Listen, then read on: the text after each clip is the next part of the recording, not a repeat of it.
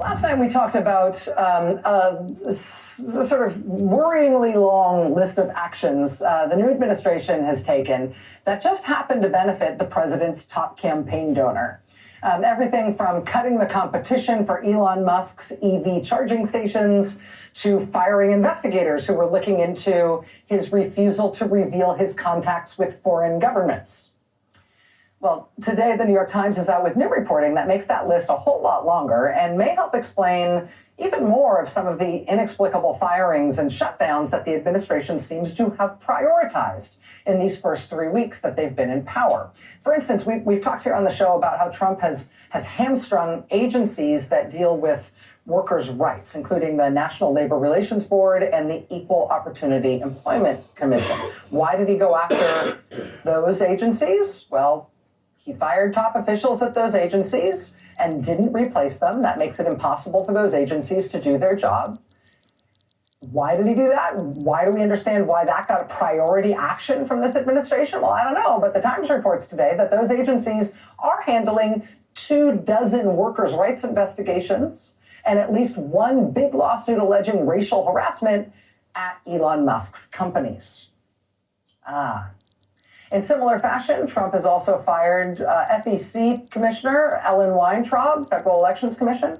That effectively shuts down the FEC, which polices campaign finance violations.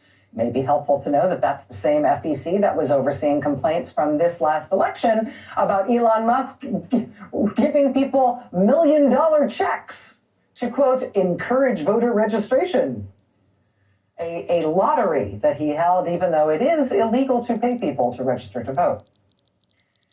Last week, we brought you the story of Phyllis Fong, the Inspector General for the Department of Agriculture. She was fired by Donald Trump. You might remember her story. She, after she was fired, nevertheless showed up to work the next day anyway, saying my firing was illegal and so I'm going to work, and marched her out of the office, apparently.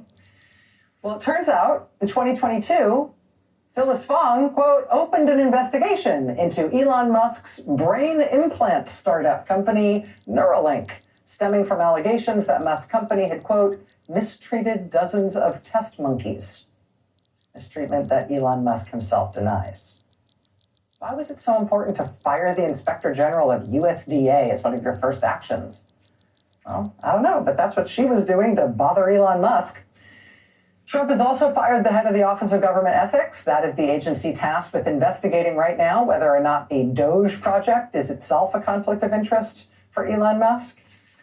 Again, we don't know what is motivating or setting the priority list for this new administration in its first 3 weeks, but there is a lot of overlap between the administration has done and what you might imagine is a wish list for the president's top campaign donor, who's been allowed to essentially have his way with the federal government, including a lot of elements of the federal government that were complicating his business life or cramping his style. Joining us now is Eric Lipton, investigative reporter at the New York Times, lead byline on that investigation into Elon Musk's companies and their interactions with these agencies that have been hamstrung and attacked by the administration. Mr. Lipton, I appreciate you being here. Thanks for having me. So I spotlighted some of the things that you reported today in the Times. Let me ask if I misconstrued any of those or if there are any other examples that you turned up that you feel like our audience should know about.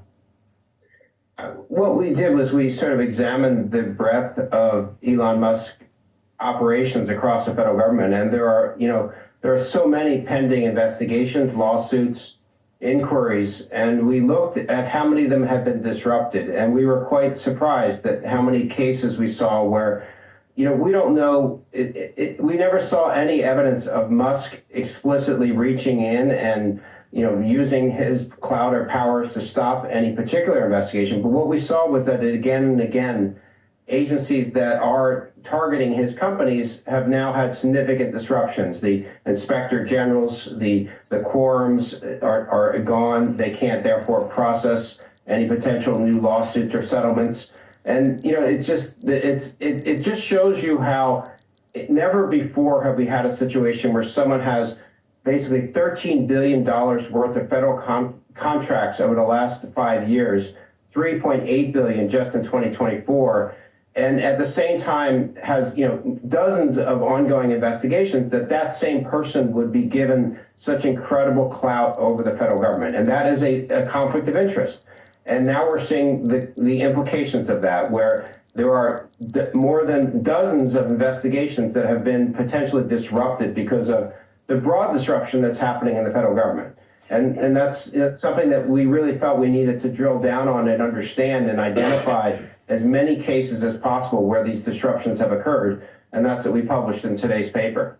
Yeah, and I mean, I know I'm just sort of cheerleading for your reporting here, but the examples that you found and that you document are really blunt. I mean, you say that you didn't find examples of him reaching in and directing the end of an investigation, but like, take, for example, him wanting to expand Twitter X so that it also involves a payment system. That is something that would be regulated by the Consumer Financial Protection Bureau, by the CPFB. He announces that, or CFPB. He announces that a few weeks ago, then gets handed control of a big portion of the US government, and then announces CFPB RIP.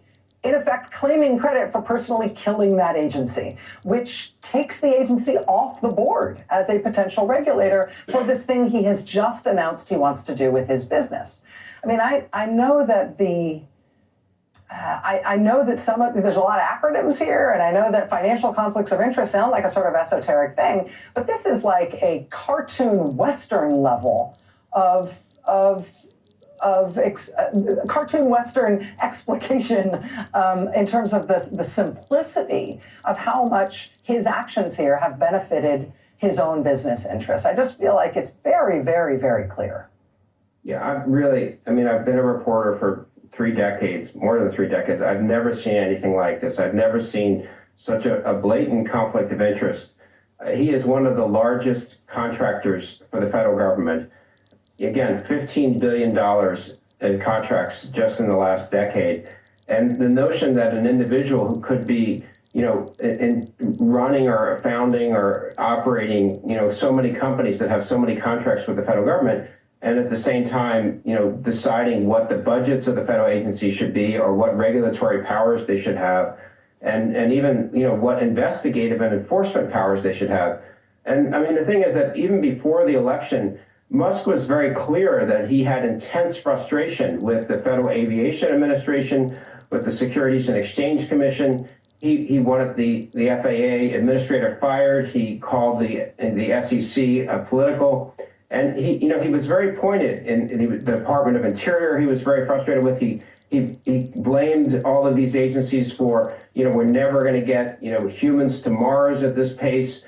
And it was very clear that he wanted to have, the ability to clash with these regulators and to rein them in. And now he has that power. And now these same agencies are having their powers curtailed. Now, again, we don't have evidence that he has directly reached in, but there is a correlation that needed to be called out, and we've now called it out. Eric Lipton, investigative reporter for the New York Times. Thank you for your reporting on this. Thanks for your clarity and for making time tonight to help us understand it, Eric. I appreciate it. Thank you.